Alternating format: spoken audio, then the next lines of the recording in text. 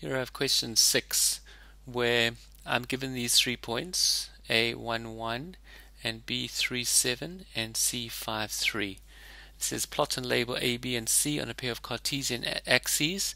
The Cartesian axes are your X, Y axes. Use the same scale on both, which I have done. Then it says draw the lines A, B and AC. Done that, A, B and AC. And then calculate the lengths of AB, AC and CB. Now we have our formula for this that's given in our data book. This really comes from Pythagoras, but we can use it. In doing so, we must label one of the points, point 1 and point 2. So this will be x1, y1, and this will be x2, y2. And we put it straight into our formula.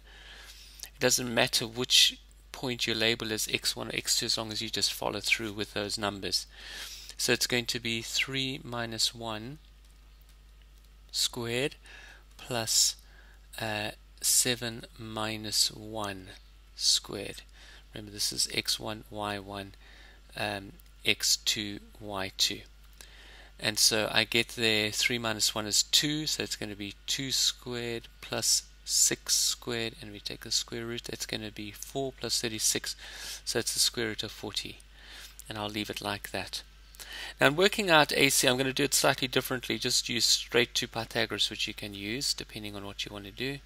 So if I construct a right angle triangle, I can see that here we've got 1, 2, so this is going to be, your vertical is going to be 2, and here you've got 1, 2, 3, 4.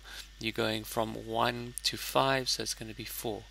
And this value over here is going to be the square root of 4 squared plus 2 squared, just by Pythagoras. 2 squared, which is equal to the square root of 20. Now we get something similar here. Sorry, I've got a little bit skew there. This is 1, 2, 3, 4, so that's going to be 4, and here we've got 1, 2, it's going to be 2, so that's going to be also again the square root of 4 squared plus 2 squared, which is equal to the square root of 20. So I've got my AC is equal to the square root of 20, and my BC or CB is equal to also the square root of 20. And I'll leave them as square roots because it will make it easier later on. Now, in the next question, it says calculate the angle between the lines AB and AC. So I've got this line, which is AB,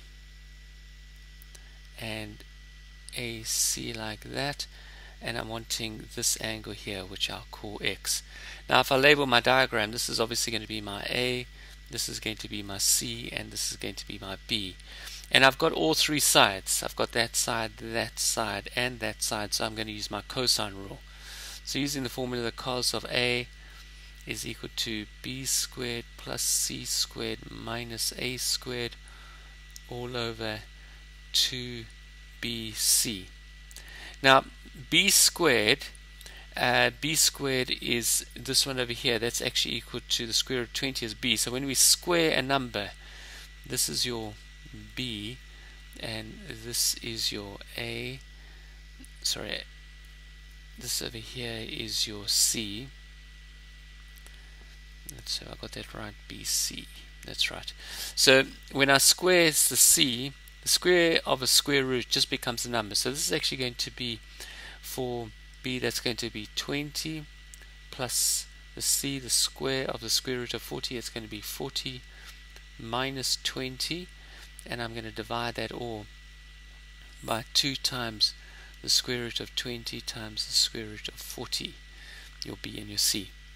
And we're going to calculate that out. Now remember, when calculating, we're going to need to put brackets around here. This minus 20 will just cancel that 20, so you're just going to be left with 40 divided by. So it's going to be 40 divided by, I need to open brackets, 2 times the square root of 40, close brackets, times the square root of 20, close bracket, and I close brackets again to finish off all my brackets, and I get 0.707 and when I find the inverse cos, I do second function cos of that answer there, I get 45 degrees. A is equal to 45 degrees.